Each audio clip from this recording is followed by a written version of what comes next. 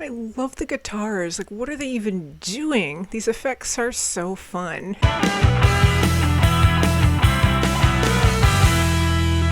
Hello everyone, and welcome back to my channel.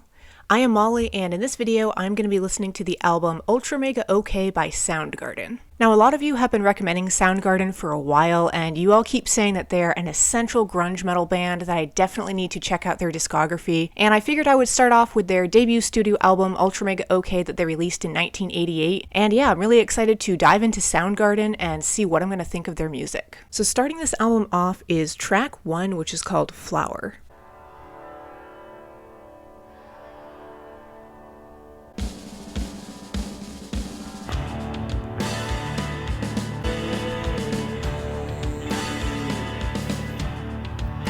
Really cool start to that one. It was very expansive sounding.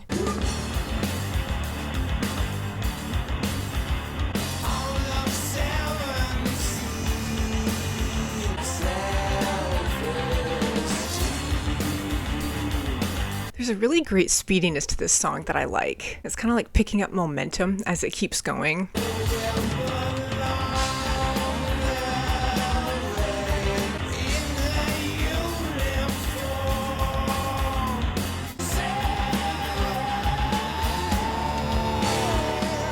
I love how vibrant this part of the song sounds. It's interesting too, it's called Flower, and it's almost sonically reminiscent of something blooming, like opening up.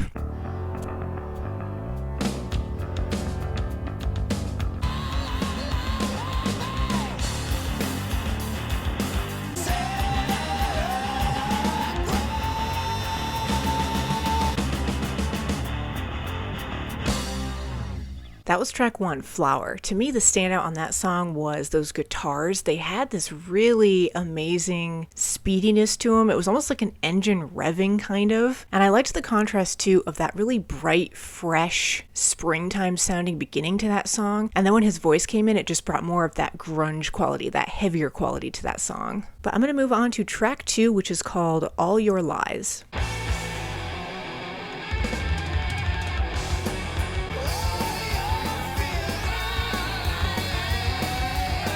His voice sounds really echoey here at the start. There's kind of this reverberated quality to it.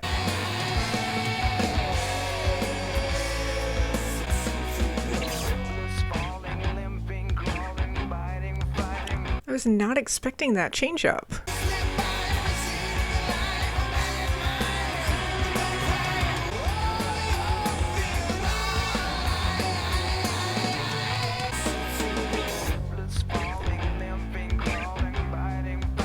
I love how they're pulling this song into these more restrained parts here, and then they just bring all of that sound back.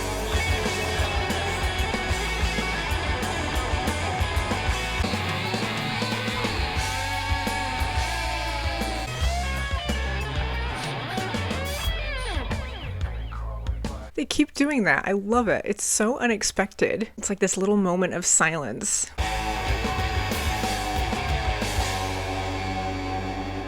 That was track 2, All Your Lies. There was a noticeable difference on that song compared to the first one, Flower, with his vocals. On All Your Lies, it almost sounded more pushed in the background, like the instrumentals and the vocals kind of blended together more. His voice wasn't quite as clear and upfront. He was still bringing this awesome raspiness to his voice though. I'm really liking his vocal delivery. It's kind of bringing a little bit of that grunge metal factor to their music, but they're definitely incorporating some elements outside of grunge metal into their music based on these first 2 tracks. It's kind of like grunge metal, but they're lightening it up a little bit, if that makes sense, which I like. It's like they're experimenting with their sound. But moving on to track 3, we have 665.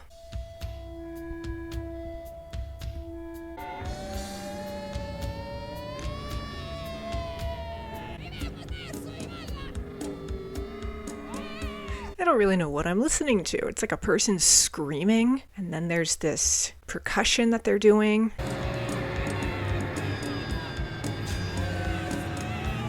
It almost has an industrial edge to it a little bit.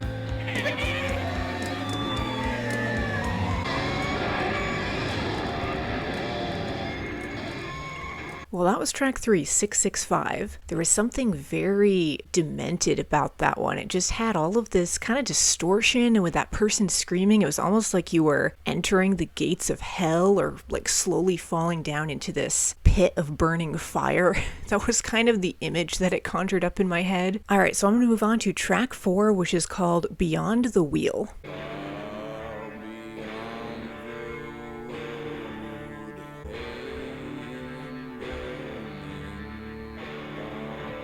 There is a churning storm of hate and burning bones.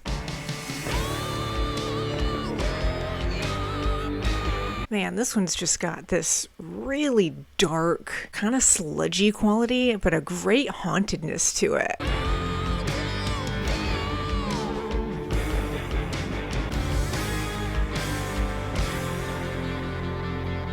This song just has such a driving intensity to it. Like, it just has this very, very consistent rhythm going on, and it's just adding to that weightiness.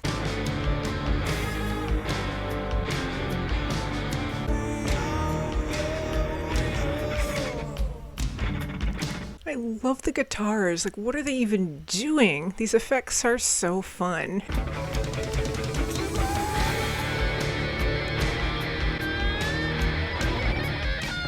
There's something about this song that's a tiny bit reminiscent of the track Wretched World by Converge. They both have these very similar, just heavy, dense soundscapes, and they have this really strong, haunted quality to them.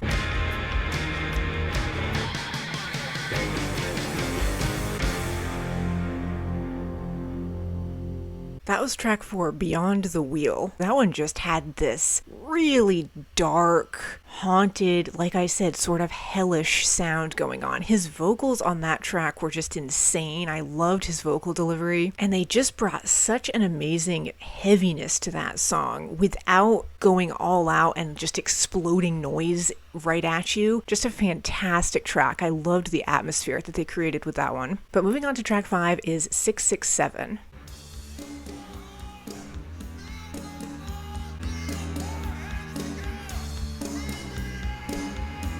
Yeah, kind of similar to 665, just with this percussive element and then a person kind of yelling these vocals.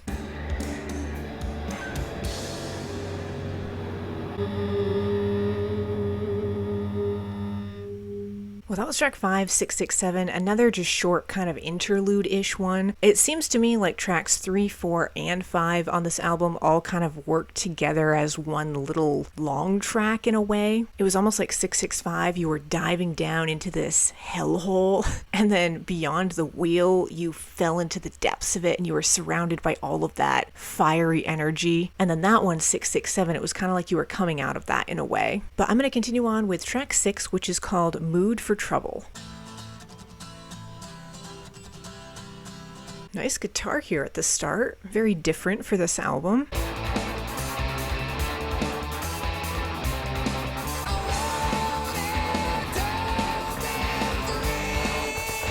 I keep picking up on that bass at times. I love it.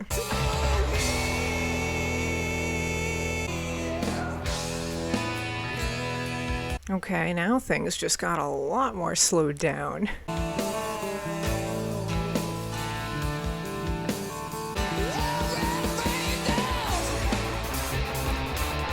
love how it just was so slowed down there and kind of syrupy and thick with its sound. And then they just brought the speediness right back.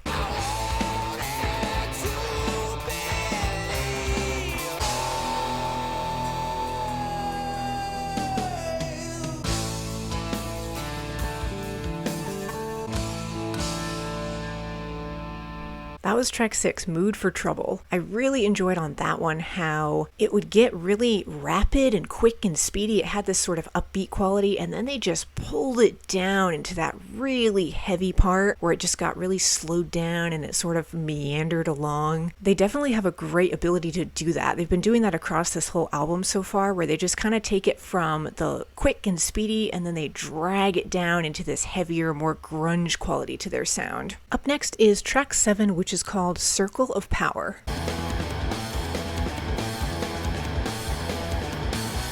I love those cymbals that the drummer is utilizing on this one. They're very prominent right here at the beginning.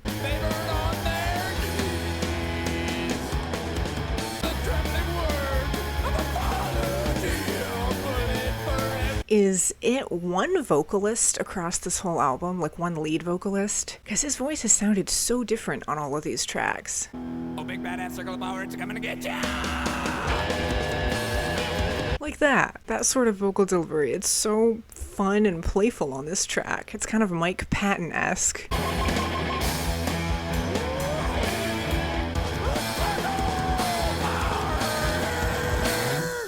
That was track 7, Circle of Power. That was a weird one, not gonna lie. It was very quick and speedy, kind of playful in a way, especially with his vocal delivery. I loved the drums on that one though. They were just lending this sort of crashing quality and almost like a lightness and airiness to that track. But moving on to track 8 is He Didn't.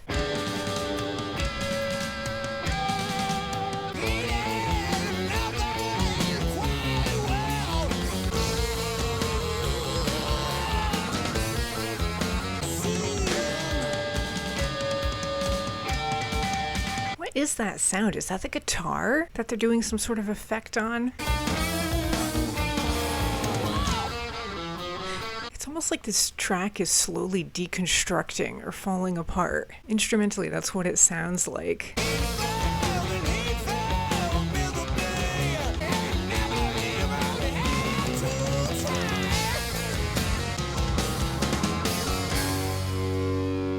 That was track 8, He Didn't. Yet again, those guitars were just shining on that track. They're doing so many different things and effects with them. I love it. And that one, like I said, there was a sort of kind of industrial vibe to it, a sort of deconstructedness that I'm really liking. But up next is track 9, which is called Smokestack Lightning.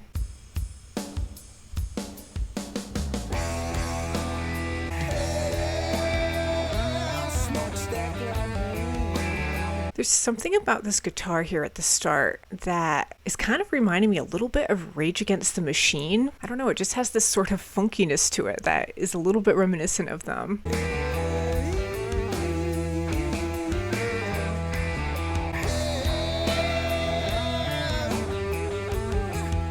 There's kind of like this languidness to this track. It's a bit drawn out. It almost has a bluesy kind of feel to it.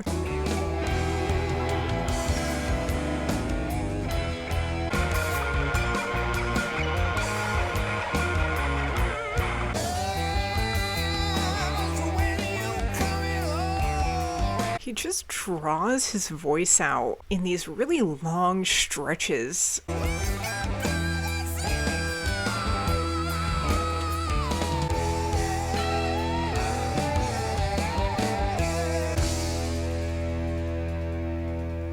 That was track 9, Smokestack Lightning. I really enjoyed that one. It had such a smooth, drawn-out delivery with how he was doing his vocals. And then the instrumentals were kind of bringing almost more of a rock quality to that one. Like I said, kind of something in line with Rage Against the Machine, how they bring like this awesome, groovy, sort of punchy quality to their instrumentals. It's like you had more of a rock and roll quality going on, but then a grunge, almost bluegrass-esque vibe on top of that, and they just layered it all together. Moving on to track 10 is Nazi Driver.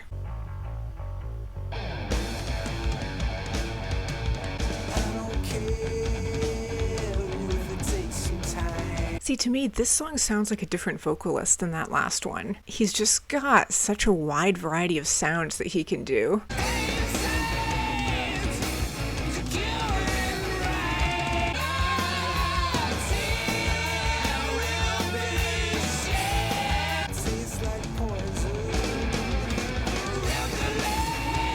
There is definitely some similarities with Alice in Chains and Soundgarden on this album. His voice has a similar, like, open, almost echoey quality that Lane Staley has with Alice in Chains. See, like this part right here, how his voice just sounds so wide and expansive.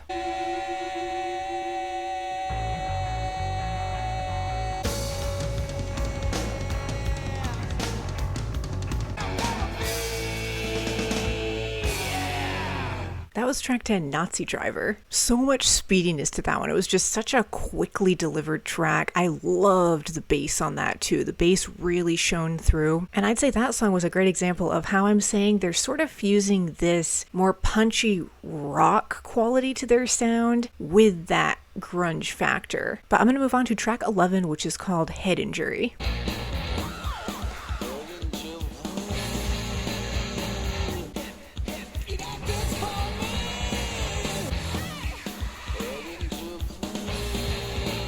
All of this echoey stuff that they're doing with the vocals is so much fun.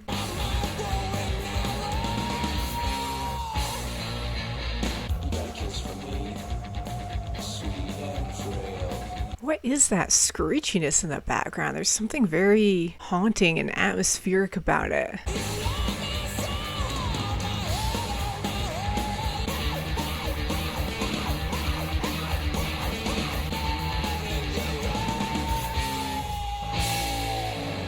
Well, that was track 11, Head Injury. What an ending to that one, that's for sure. A lot of intensity and energy. I thought it was fun how they were doing all of that echoey sort of atmospheric style to the vocals there. It was almost in a way mimicking a head injury, like you were hearing voices in your head. Okay, moving on to track 12 is Incessant Mace.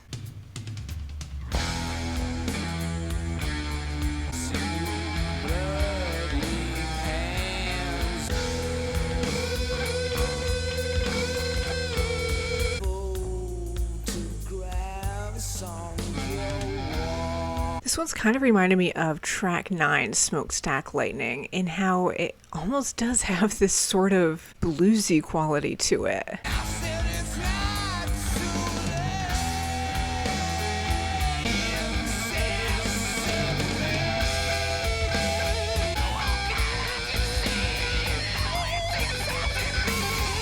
Okay, now this song is definitely bringing a little bit more of an intensity to it.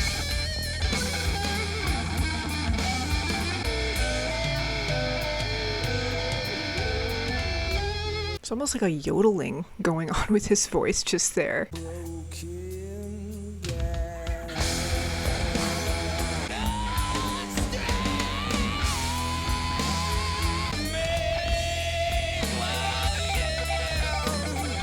Those guitars. I just love the sound of them.